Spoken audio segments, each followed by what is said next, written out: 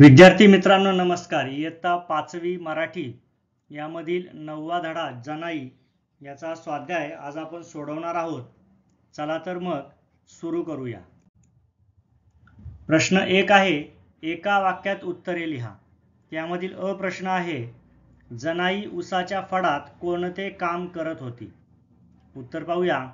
पाटाच्या पाण्याचा प्रवाह बदलून संपूर्ण शेतातील उसाला पाणी देण्याचे म्हणजेच दारे मोडण्याचे काम जनाई उसाच्या फडात करत होती. हा प्रश्न आहे, शेंगांच्या वावरातून जाताना आलेला आवाज ऐकून जनाईला काय वाटले? उत्तर आहे, शेंगाच्या वावरातून जाताना आलेला आवाज ऐकून जनाईला विमान चालवल्यासारखे वाटले. प्रश्न ई आहे, जनाई का घाबरून गेली? उत्तर आहे, जनाईला शेतात साप दिसल्यामुळे जनाई घाबरून गेली. पुढचा ई प्रश्न आहे, जनाईला शेतात का जावे लागणार होते? उत्तर आहे, शेतात राबल्याशिवाय जनाईचे घर चालणार नव्हते म्हणून जनाईला शेतात जावे लागणार होते. प्रश्न 2 आहे, खालील वाक्प्रचारांचा वाक्यात उपयोग करा. त्यातील एक आहे, रात्रंदिवस घाम गाळणे. याचा आपण वाक्यात उपयोग करूया. घरातील लोकांसाठी बाबांना रात्रंदिवस घाम गाळावा लागतो. दुसरा वाक्प्रचार आहे, धाबे दणाणणे. वाक्यात उपयोग करूया. समोर साप दिसताच रस्त्यावरील लोकांचे धाबे दणाणले. तिसरा वाक्प्रचार आहे, पोटात घाबरा पडणे. वाक्यात उपयोग करूया. इमारतीत लागलेली आग पाहून रामूच्या पोटात घाबरा पडला. चौथा वाक्प्रचार आहे, पायाखालची जमीन हादरणे. वाक्यात उपयोग करूया. अचानक मुलगा सोडून गेल्यामुळे आई वडिलांच्या पायाखालची जमीन हादरली. प्रश्न 3 आहे, पाठात आलेल्या गोष्टींचे लेखकाने विशिष्ट शब्दात वर्णन केले आहे, त्यांच्या जोड्या जुळवा. या ठिकाणी अ गटामध्ये पाठातील काही गोष्टी दिलेल्या आहेत आणि ब गटामध्ये त्यांचं वर्णन दिलेलं आहे. तर आपल्याला अ गटामधील जी गोष्ट आहे तिचं लेखकाने कोणत्या विशिष्ट शब्दात वर्णन केलं ते ओळखून योग्य जोड्या लावायच्या आहेत. तर आपल्याला अ गटामधील पहिली गोष्ट आहे शेंगांचे वावर. तर याचं वर्णन लेखकाने हिरवागार शालू असं केलेलं आहे. त्यामुळे शेंगांच्या वावरला हिरवागार शालू हे जोडी लागलेली आहे. यानंतर शेंगांना आलेली पिवळी फुले यांना लेखकाने हिरव्या पिवळ्या रेशमी धाग्यांचा रुमाल असं वर्णन केलेलं आहे. त्यामुळे ही जोडी आपण लावलेली आहे. पुढे साप. आता सापाचं वर्णन लेखकाने केलेलं आहे, काळ्या ठिपक्यांची 4 वाव तुळी. तेव्हा या दोघांची जोडी आपण लावलेली आहे. जेवण करून पोट भरले याचं वर्णन लेखकाने दरकन 2 ढेकर आले अशा पद्धतीने केलेलं आहे. तेव्हा ही जोडी लागली. आणि शेवटी जाड धाट म्हणजेच मनगटासारखी धाटण असं तिचं वर्णन पाठामध्ये आलेलं आहे. ती जोडी आपण लावलेली आहे. अशा पद्धतीने अ गटामधील जे वर्णन आलेलं आहे त्याला लेखकाने कोणत्या विशिष्ट शब्दामध्ये वर्णन केलेलं आहे ते ब गटामध्ये होतं. तर त्या दोन्हींची जोड्या आपण या ठिकाणी लावलेल्या आहेत.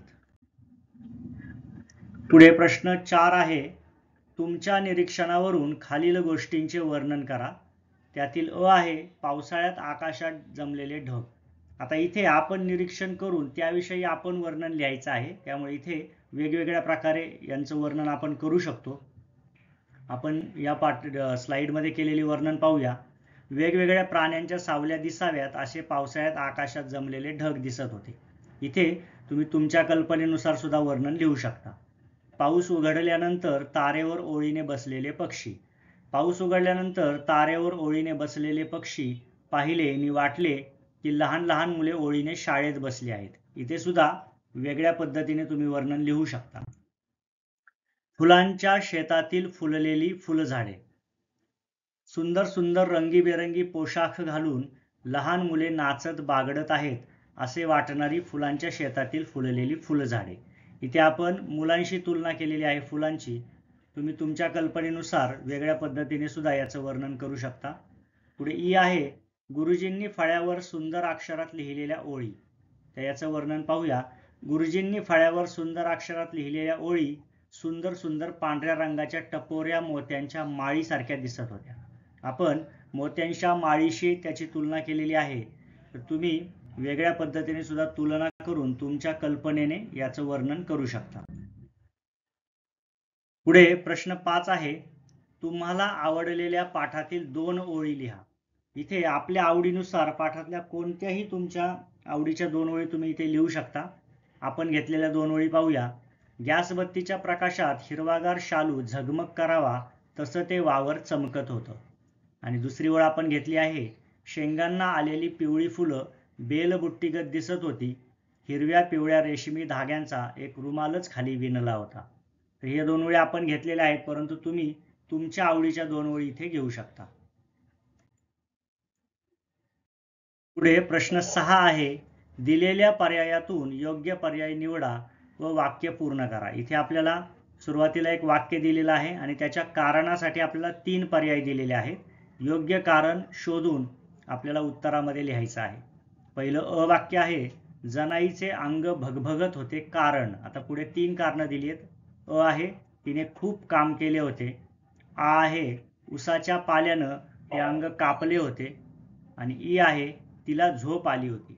आता या तिन्ही कारणांचा जर आपण विचार केला तर यापैकी उसाच्या पाल्यानं तिचे अंग कापले होते हा पर्याय योग्य आहे, त्यामुळे आपण तो पर्याय उत्तरामध्ये लिहिलेला आहे. दुसरं विधान आहे, जनाई वावरातून पळत सुटली कारण. जनाई वावरातून का पळत सुटली याची 3 कारणं आपल्याला इथे दिलेली आहेत. त्यापैकी योग्य कारण आपल्याला लिहायचं आहे. अ कारण दिलेलं आहे, तिला आकाशात विमान दिसले.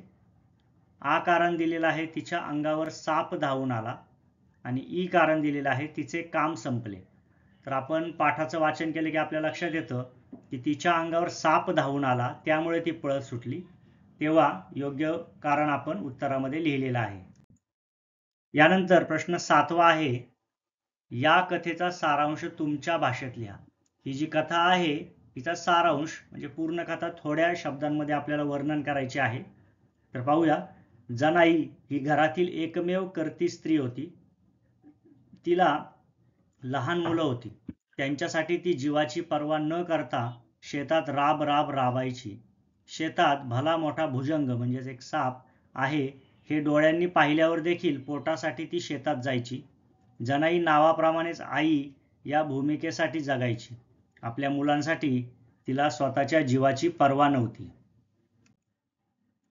पुढे प्रश्न 8 आहे, पाठात आलेल्या भुजंगाचे वर्णन तुम्ही वाचले आहे. एखादी गाय किंवा बैल तुमच्या समोरून जोरात पळत येत आहे अशी कल्पना करून त्याचे वर्णन तुमच्या शब्दात लिहा.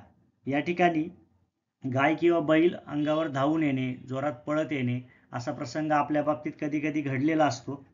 तो प्रसंग आपल्याला इथे वर्णन करायचा आहे. इथे आपण वर्णन केलेलं आहे, परंतु तुम्ही तुमच्या शब्दामध्ये या प्रश्नाचं उत्तर लिहिण्याचा प्रयत्न केला तर अधिक चांगला सराव होईल. तेव्हा आपण जे उत्तर लिहिलेलं आहे ते पाहूया. एक दिवस मी बाजारात गेलो होतो. बाजारात खूप गर्दी होती. समोरून एक भला मोठा बैल धावत आला. माझे त्याच्याकडे लक्ष नव्हते. आजूबाजूची माणसं जोरात ओरडायला लागली.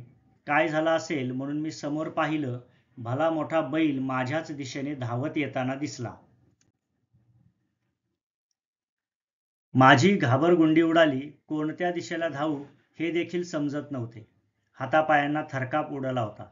एक माणूस जोरात धावत आला आणि त्याने मला बाजूला ओढले. बैल जोरात धावत समोर निघून गेला. त्याच्याबरोबरच माझ्या शरीरातील जीव निघून जातो की काय इतकी भीती मला तेव्हा वाटली. एका बाईने मला खाली बसवले. तिच्याजवळ पाणी होतं ते प्यायला दिले. थोड्या वेळाने मी भानावर आलो. अजूनही डोळ्यासमोर ते दृश्य दिसते.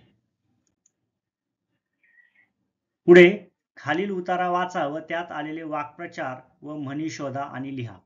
आता आपण या उतार्याचं पुस्तकामध्ये वाचन करायचं आहे. आपल्याला पुस्तकामध्ये स्वाध्यायात तो उतारा दिलेला आहे. त्यातले जे वाक्प्रचार आहेत ते आपण इथे निवडून शोधून लिहिलेले आहेत.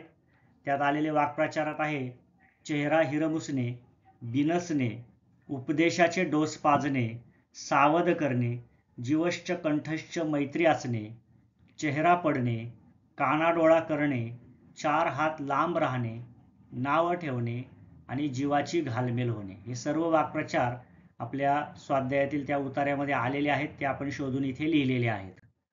यानंतर त्याच उतार्यात आलेल्या ज्या म्हणी आहेत त्या आपण इथे शोधून लिहिलेल्या आहेत. त्या म्हणी आहेत, अति झालं आणि हसू आलं. पुढची म्हण आहे, अति तिथं माती, त्यानंतर अति शहाणा त्याचा बैल रिकामा, आणि पुढे आहे, नमनाला घडाभर तेल. अशा पद्धतीने या उतार्यातील वाक्प्रचार व म्हणी आपण शोधून लिहिलेले आहेत. या ठिकाणी पाठावरील स्वाध्याय पूर्ण होत आहे. स्वाध्यायातील सर्व प्रश्नांची उत्तरं आपण लिहिलेली आहेत. यातील जी मुक्तोत्तरी प्रश्न आहे, जिथे आपलं मत विचारलेलं आहे, त्या ठिकाणी तुम्ही तुमच्या मताने आवश्यक तो बदल करूनही उत्तरं लिहू शकता. तर या सर्व प्रश्नोत्तरांचा व्यवस्थित अभ्यास करा आणि सर्व पाठाचं सुंदर हस्ताक्षरामध्ये आपल्या वहीमध्ये लेखन करा. धन्यवाद.